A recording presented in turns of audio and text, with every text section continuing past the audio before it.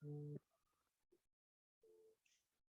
malam, saya Antonius Andi, mahasiswa Universitas IPM, nomor NIM-nya 22111027, yang menyampaikan presentasi tugas organisasi. Saya izin share screen. Ya, tugas ke-11 organisasi. Soal pertama ditanyakan apa yang dimaksud dengan organisasi. Organisasi adalah sebuah wadah atau tempat berkumpulnya sekelompok orang untuk bekerja sama secara rasional dan sistematis, terkendali dan terpimpin untuk mencapai suatu tujuan tertentu dengan memanfaatkan sumber daya yang ada. Jadi, organisasi di sini disebutkan harus ada beberapa unsur atau ciri organisasi, yaitu ada satu, pertama adalah kerjasama, yang kedua adalah adanya sekelompok orang yang berkumpul dan bekerjasama, terus ada sistematis atau rasional dan sistematis, ada sistem, sebuah sistem, terkendali, ada sebuah ciri pengendalian, yaitu keterpemimpinan, dan yang terakhir adalah mencapai, ada tujuan untuk yang dicapai. Jadi organisasi itu harus memenuhi unsur-unsur tersebut. Ya, untuk mendefinisikan organisasi itu ada unsur tersebut. Untuk organisasi, menurut pemikiran saya pribadi, organisasi adalah suatu wadah, ya masih sama, waktu yang terorganisir di mana ada kesepakatan beberapa orang atau beberapa lembaga, ya, atau lebih, untuk bekerja sama, terikat dalam suatu ikatan kerjasama secara terus-menerus dan berkelanjutan dalam suatu masa tertentu yang sudah disepakati untuk mencapai tujuan yang sama. Tujuan yang sama itu bisa tujuan keuntungan, tujuan sosial, dan macam-macam. Dan membentuk sebuah sistem dan struktur organisasi yang jelas di dalamnya. Ada pengolahan manajerial, dan ada struktur kepemimpinan yang jelas untuk mengendalikan jalannya sebuah wadah organisasi tersebut, di mana ada aturan-aturan, ada komitmen bersama yang dijalankan, dan menjadi kesepakatan bersama, di mana pula ada di dalamnya itu ada aturan main, yang bisa disebut nanti aturan main organisasi, yang mengatur segala hal berkaitan dengan administrasi, disiplinan, dan bagaimana pembagian keuntungan dalam usaha-usaha untuk mencapai tujuan. Ada struktur pembagian kerja yang sistematis, jelas, terorganisir, dan terstruktur. Ada tata hubungan kerja antara kelompok pemegang posisi yang bekerja sama untuk mencapai tujuan. Itu menurut saya pribadi, pemikiran saya berkaitan dengan organisasi. Dan menurut para ahli, ya, ada beberapa ahli yang ingin saya sampaikan di sini. Misalnya menurut Stephen P. Robin. Robin mengatakan organisasi adalah sesuatu kesatuan sosial yang dikoordinasikan secara sadar dengan batasan yang relatif untuk dapat diidentifikasikan, yang bekerja sama dengan dasar yang relatif secara terus-menerus dalam meraih suatu tujuan organisasi.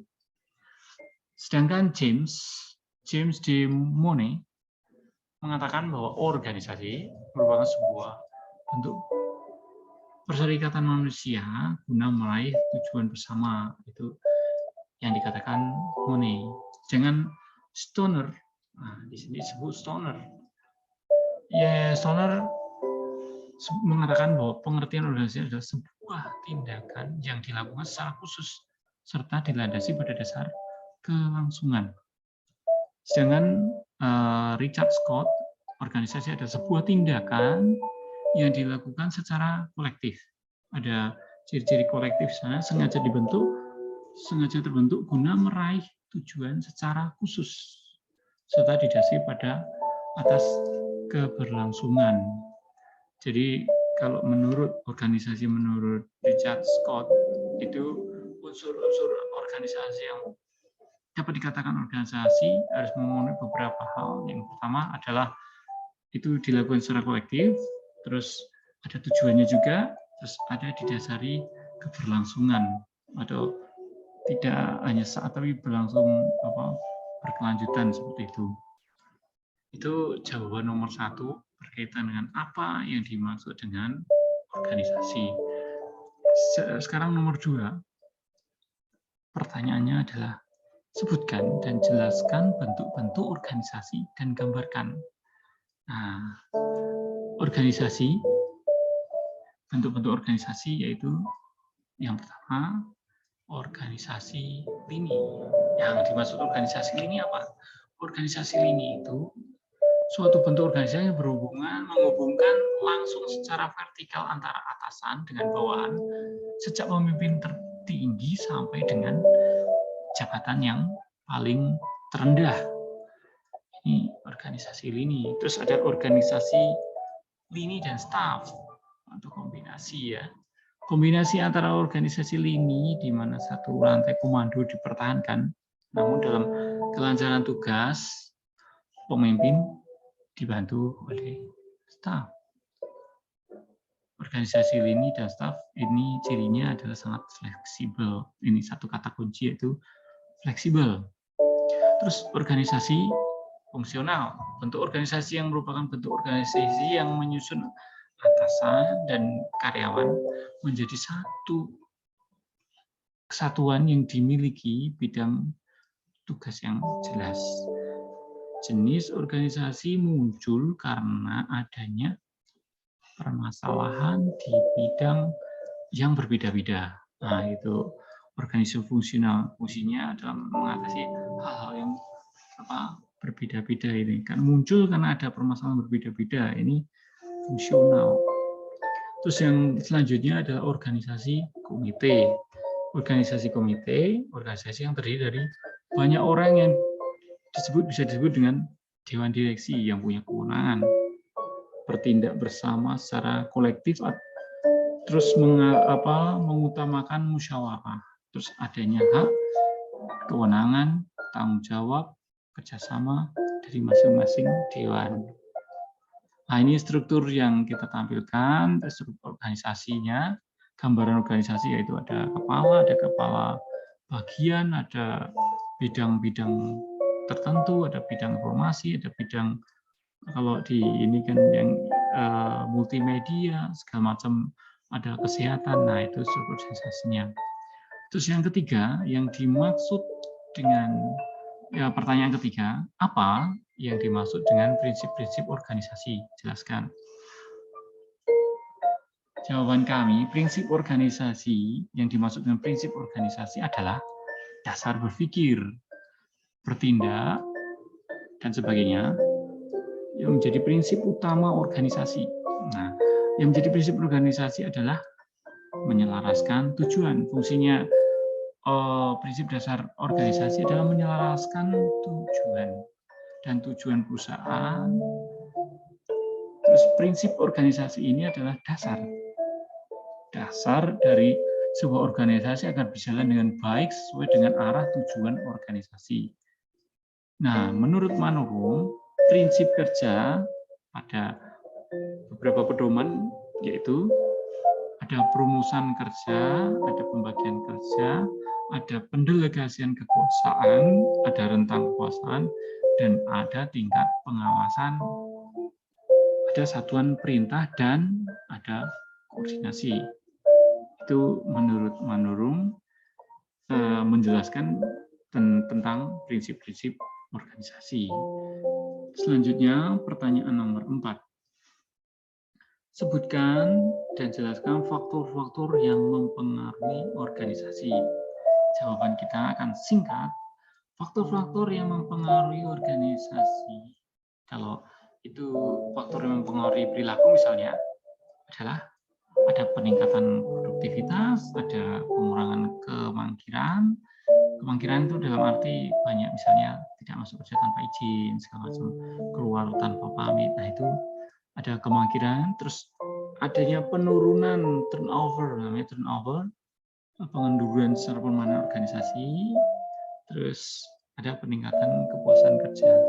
Nah, faktor yang mempengaruhi organisasi secara umum yaitu adalah satu, tujuan atau visi dan misi. Yang kedua adalah tantangan. Yang ketiga adalah keakraban. Yang keempat adalah tanggung jawab. Yang kelima adalah kesempatan untuk maju. Yang keenam adalah kepemimpinan. Nah, itu. Visi dan misi. Kita perlu jelaskan visi dan misi. Visi, misi, dan tujuan yang jelas akan membantu tim dalam bekerja. Namun, hal tersebut belum cukup jika visi, misi, dan tujuan yang ditetapkan tidak sejalan dengan kebutuhan dan tujuan para anggota. Nah, harus selaras tujuan, harus ada keselarasan dari tujuan organisasi dan tujuan anggota. Itu ada sinkron. Jadi seiring sejalan, tidak bisa berlawanan, tidak harus bisa bertentangan. Nah, itu visi misi itu harus selaras dengan organisasi dan juga anggotanya. Seperti itu. Yang kedua, tadi dikatakan faktor yang mempengaruhi organisasi kita sebutkan adalah tantangan. Nah, apa itu tantangan? Nah, mekanisme pertahanan diri atau fight defense ini ketika dihadapkan pada suatu tantangan secara naluri ya akan melakukan tindakan untuk menghadapi tantangan tersebut. Nah, itu memang diperlukan motivator. Nah, ada rangsangan untuk menghadapi tantangan tersebut, bagaimana bertahan. Nah, ini untuk mencapai sebuah kesuksesan dalam sebuah organisasi. Kenapa kita mengatakan tantangan itu adalah faktor yang mempengaruhi organisasi? Tentu tantangan yang semakin besar harus dilawan atau dihadapi dengan etos kerja yang tinggi, dengan semangat yang tinggi, dengan motivasi yang tinggi, dengan keuletan, dan segala hal seperti itu. Nah, bila itu tidak diantisipasi, tentu tantangan ini akan menjadi penghambat jalannya organisasi. Kenapa bisa menghambat? Tentu tantangan bila tidak dibatasi, tentu akan membuat organisasi menjadi susah berkembang, tidak berkembang karena banyak tantangan. Nah, tantangan itu harus bisa diantisipasi dengan rancangan strategi atau langkah-langkah untuk melewati tantangan tersebut. Strategi-strategi itu hanya bisa dimiliki oleh kepemimpinan atau pemimpin yang cakap, cerdas, dan bisa membuat perencanaan yang baik. Ditambah dengan anggota organisasi yang solid, yang punya capable, punya komitmen, punya kompeten, dan seperti itu. Jadi tantangan itu bisa diatasi dengan kesiapan anggota, dengan sumber daya yang baik, seperti itu.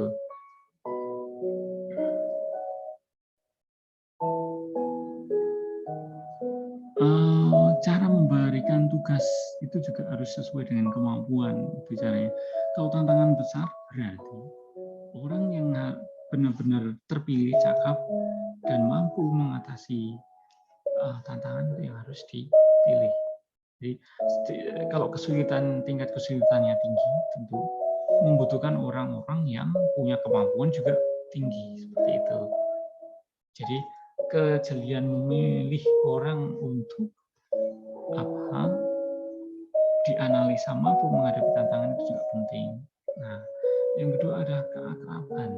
Nah, Kenapa keakraban itu penting? Keakraban, kalau akrab untuk komunikasi baik, kerjasama baik, tentu seperti itu. Kondisinya juga baik, kondisi perusahaan kondusif yang akan mendukung kelancaran organisasi. Nah, keakraban itu diperlukan karena dalam suatu organisasi memerlukan tim yang solid. Tim solid. Tim solid itu terjalin, terbangun ketika ada sebuah komunikasi yang baik antar anggota tim, vertikal maupun horizontal. Kalau horizontal antara atasan sama dengan bawahan, atau vertikal antar anggota organisasi tersebut. Nah, keakraban ini menggambarkan hubungan interpersonal. Hubungan interpersonal akan sangat penting karena ini akan merupakan menjadi dasar terciptanya keterbukaan dan komunikasi. Yang selanjutnya adalah tanggung jawab. Tentu tanggung jawab itu melaksanakan hal dengan melaksanakan segala sesuatu yang menjadi tanggung jawabnya dengan sebuah kesadaran. Nah, dilaksanakan dengan sebaik-baiknya sebuah tanggung jawab atau kewenangan itu yang menjadi modal dasar dalam meraih kesuksesan dalam sebuah tim. Bila semua anggotanya punya rasa tanggung jawab, tentu akan melaksanakan tugasnya dengan sebaik-baiknya. Kalau melaksanakan tugasnya, apa yang menjadi hak tugasnya itu dengan sebaik-baiknya, tentu hasilnya akan juga optimal. Kalau hasilnya optimal, produktivitasnya akan tinggi. Tentu perusahaan atau organisasi akan mencapai sesuatu yang maksimal apabila anggota organisasinya penuh dengan tanggung jawab. Tanggung jawab itu melakukan hal yang dapat dipertanggungjawabkan. Ya. Terus kesempatan untuk maju, kesempatan jauh yang berpengaruh terhadap faktor memengaruhi dengan organisasi. Semakin kita perusahaan punya visioner yang baik, ingin membawa suatu langkah yang maju, itu kan membawa dampak produktivitasnya juga meningkat karena berpikir pola pikir yang maju. Kalau pola pikir maju yang selalu ke depan, selalu mengedepankan inovasi, keterampilan yang bertambah, atau dapat mengembangkan masing-masing, mengembangkan bakat, talenta, atau mengembangkan ide, gagasan, segala macam itu dengan pemikiran yang maju itu diperlukan. Yang terakhir adalah kepemimpinan. Nah, adanya kepemimpinan itu artinya apa? Ada yang mengontrol, mengawasi, mendelegasikan tugas dan tanggung jawab dengan sesuai porsinya. Ada yang mengorganisir, nah itu tugas-tugas pemimpin. Pemimpin juga menciptakan kondisi yang kondusif, itu juga pemimpin. Menciptakan teamwork yang baik, itu juga pemimpin. Mendorong, bisa merangkul, bisa memotivasi juga, menciptakan suasana yang tenang, harmonis. Itu dibutuhkan seorang leader yang kompeten, punya daya juang juga, punya keteladanan, dan memahami faktor-faktor yang menimbulkan motivasi. Nah, seperti itu. Baik, saya kira cukup demikian tugas organisasi dari pengantar administrasi. Sekian dan terima kasih.